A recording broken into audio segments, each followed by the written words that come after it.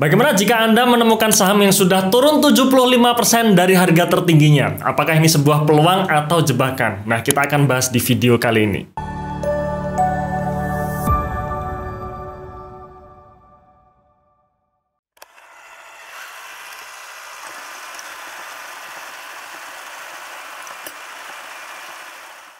Buat teman-teman investor santai, investor yang ingin cuan dengan santai, nah di video kali ini kita akan bahas saham lagi, yang dimana saham ini menurut saya sangat menarik ya, karena baru kemarin masuk dalam indeks LQ45 dan kebetulan harga sahamnya sudah turun 75% dari harga tertingginya. Oke, ini adalah saham S Hardware ya, atau saham dengan kode emiten ACES. Nah, seperti yang saya sampaikan tadi ya, bahwa harga saham ACES ini saat ini ya, saat video ini diambil tanggal 7 Februari 2023, harga sahamnya sedang diperdagangkan di level 496, di mana tahun 2020 kemarin ya, 2020 akhir kemarin harga sahamnya sempat menyentuh di level 1850-an ya. Artinya harga sahamnya sudah turun sekitar 73% dari harga tertingginya. Bahkan harga sekarang sudah menyentuh level yang sama di tahun 2015 dan di tahun 2012-nya. Oke, kenapa sahamnya bisa turun? Kita akan bahas di slide selanjutnya ya. Nah, sebelum kita masuk ke kesimpulan apakah saham ini bagus atau tidak, kita bicara dulu mengenai sekilas company profile-nya ya, sekilas perusahaannya. Jadi, perusahaan ini berdiri tahun 95. Kemudian mulai IPO di bursa saham kita di tahun 2007 ya, dengan kode ACES. Saat ini kepemilikannya 40%, kepemilikan masyarakat atau free float-nya ya, sekitar 40%, dan menurut saya ini kepemilikan yang bagus ya, dimana 50% lebih masih dimiliki oleh induknya, yaitu PT Kawan Lama Sejahtera.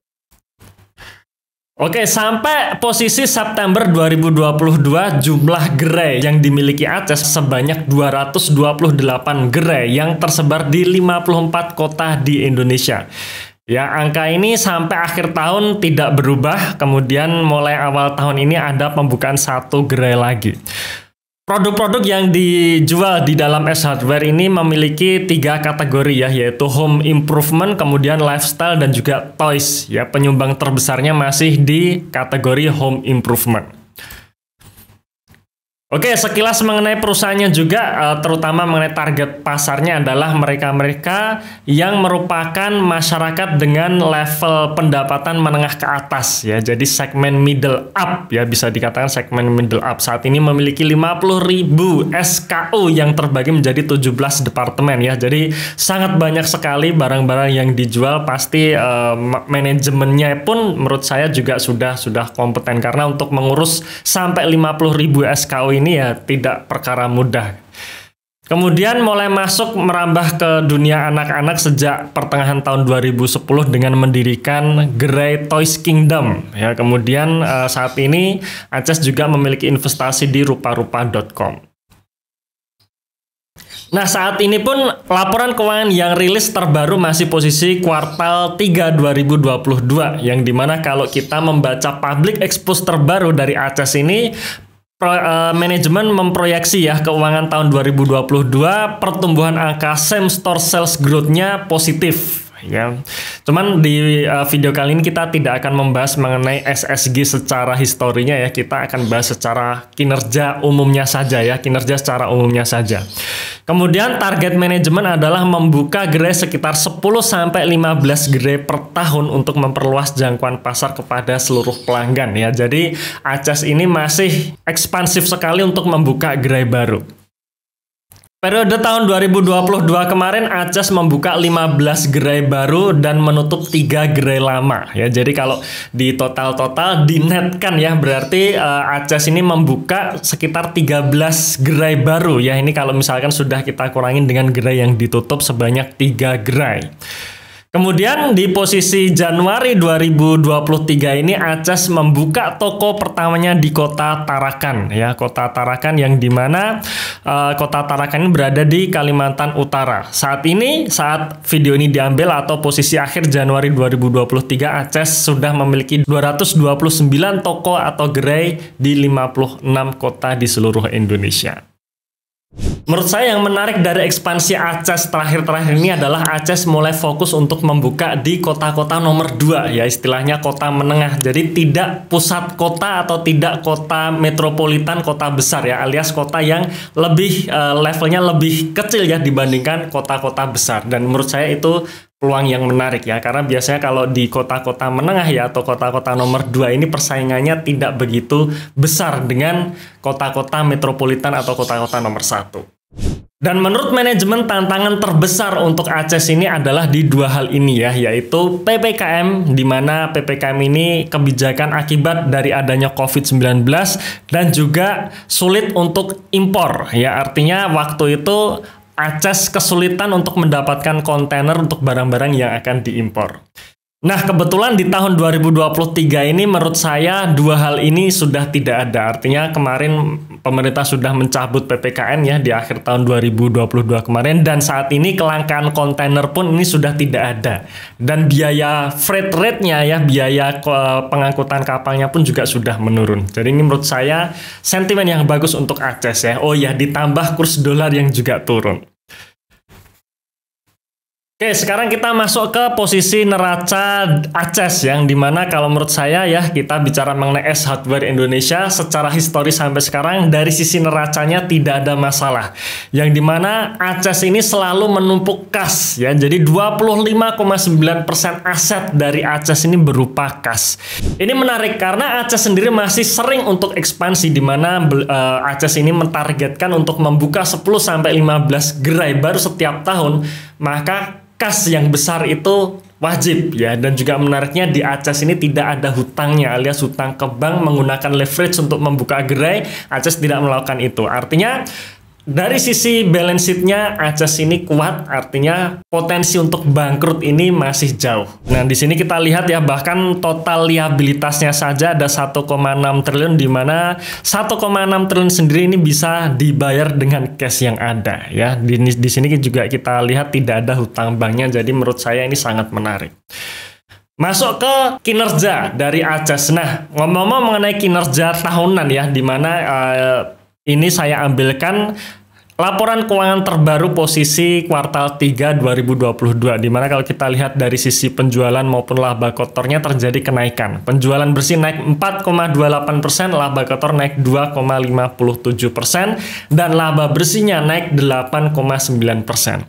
Tapi kalau kita lihat secara kuartalan sebenarnya masih menunjukkan penurunan ya, di mana di kuartal 1, kuartal 2, dan kuartal 3 tahun 2022 ini kinerjanya cenderung menurun. Nah, kita harus tahu kenapa Aces di kuartal 3 2022 ini bisa membukukan kinerja yang naik dibandingkan kuartal 3 2021. Ya, kita masih ingat ya, kuartal 3 tahun 2021 saat itu masih terjadi PPKM di Indonesia ini, yang dimana waktu itu ada PPKM darurat ya, PSBB, PPKM darurat, yang dimana semua toko disuruh tutup. Ya, kurang lebih sekitar 2 minggu kalau nggak salah, yang dimana otomatis bisnis-bisnis retail termasuk Aces itu paling kena dampaknya.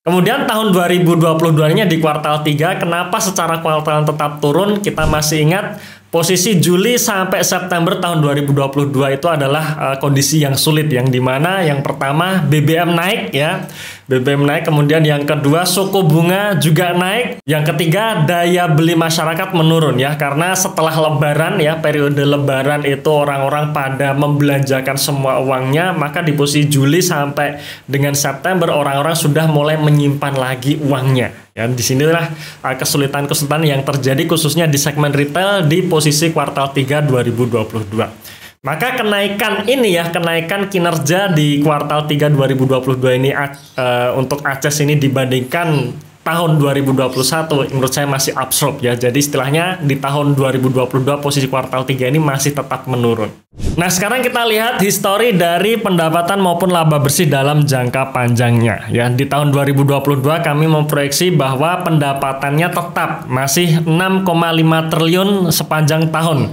Kenapa? Karena tadi di public expose-nya manajemen mengatakan bahwa di akhir tahun ini pertumbuhannya bagus. Ya, ini masuk akal menurut saya karena biasanya akhir tahun ini ada promo-promo diskon dan sebagainya ya. Cuman untuk sisi laba bersihnya, nah ini yang menurun.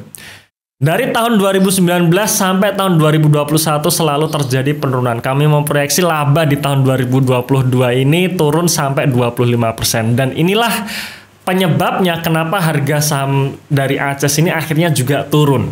Ya, karena dalam jangka panjang harga saham itu akan mengikuti kinerjanya. Kalau kinerjanya turun, maka sudah sewajarnya harga sahamnya juga harus turun. Ya, jadi jangan sampai ketika kinerja turun harga sahamnya justru naik, nah itu anomali ya. Tapi kalau ini ya ini memang wajarnya seperti itu. Nah, dari ACES sendiri kita melihat mengenai dividen payout rasionya, di mana ACES sendiri setiap tahun selalu konsisten membagikan dividen dengan payout rasio di kisaran 50%. Ya, nanti akan kita hitung nih kira-kira potensi dividen yieldnya berapa di harga sekarang. Masuk ke valuasi, dan ini yang menurut saya menarik ya. Kenapa? Karena harga 500 ya. Jadi saya menghitung harga ACES di harga 500 menunjukkan level PBV 1,5 kalinya. Yang dimana ini adalah PBV terendah sejak tahun 2013. Nah, di sisi lain ya, di sisi lain ini memang wajar. Kenapa? Karena kinerjanya turun. Kita lihat ROE dari ACES sejak tahun 2013 sampai tahun 2019 konsisten selalu di level 20%. Tahun 2022 mengalami penurunan sampai 8,3% yang memang sudah sewajarnya PBV-nya juga harus turun. Oke, jadi dari beberapa analisa tersebut bisa kita simpulkan sebagai berikut ya. Yang pertama kita melihat dari sisi neracanya, menurut saya neracanya sangat sehat. Kasnya berlimpah ya, 25% aset berupa kas. Kemudian kinerja perusahaan kuartal 3 2022 memang naik ya, dari pendapatan sampai laba bersih naik, tapi secara kuartalan tetap sebenarnya masih menurun ya, diakibatkan oleh tadi bahwa kinerja kuartal 3 2021 saat itu terjadi PPKM yang membuat toko harus tutup ya, makanya jika dibandingkan dengan kuartal 3 tahun 2022 kemarin ya tetap naik seperti itu ya. Yang ketiga, jika perusahaan dapat mencetak laba 457 miliar, maka itu adalah kira-kira proyeksinya sekitar 8,35% ya untuk proyeksi ROE tahun 2022, di mana ini adalah ROE terendah sejak tahun 2013. Maka dengan ROE yang turun, ya mas sewajarnya level PBV-nya pun juga turun. Di harga 500 masih menunjukkan level PBV 1,5 kali dengan PI rasio 18 kali, yang menurut saya ini adalah ya memang sudah selayaknya ACES dihargai demikian. Dan di harga 500 sendiri potensi dividen yield yang bisa didapatkan untuk tahun depan di kisaran 2,5 sampai 3%. Nah, berarti kapan harga saham ACES akan naik? Ya kalau kinerjanya naik. Apakah tahun 2023 ini ACES memiliki potensi untuk menaikkan kinerjanya? Menurut saya ada. Yang dimana tadi ya ACES selalu berekspansi dengan membuka gerai baru 10-15 gerai baru per tahun, di mana juga ACES sudah mulai masuk ke kota-kota nomor 2, bukan kota besar lagi di Indonesia ini. Di sisi makroekonomi kita melihat daya beli masyarakat juga masih bagus ya, di mana ACES sendiri masih menyasar segmen menengah ke atas. Itu juga menurut saya bagus. Yang kedua, kurs dolar turun. Kapal kontainer sudah tidak langka lagi dan harga pengangkutannya pun juga sudah turun. Yang ketiga, tidak ada PPKM lagi, yang menurut saya ini adalah sentimen-sentimen positif untuk kinerja ACES tahun 2023 ini.